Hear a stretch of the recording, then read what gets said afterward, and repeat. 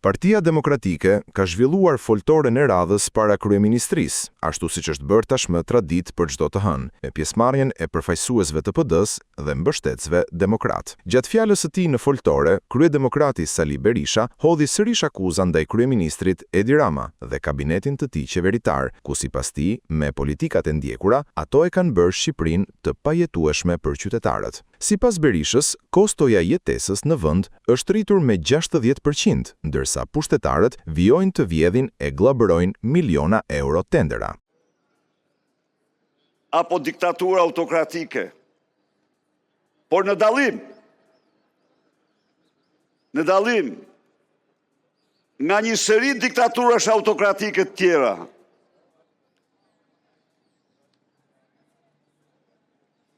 diktatura e Edi Ramës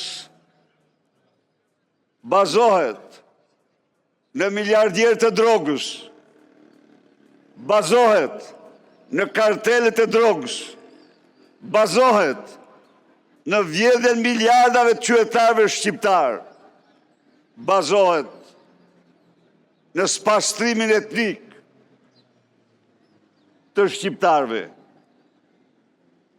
bazohet në dhunën, terrorin, kontrollin policesk të qytetarëve.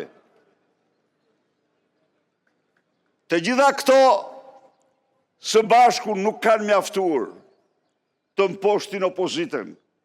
Ndaj dhe ju vini sot këtu, ndaj dhe opozita në Shqipëri është opozita më e pamposhtur. Qëndron për të vërtetat e mëdha të kombit, të vërtetat e mëdha të shoqërisë.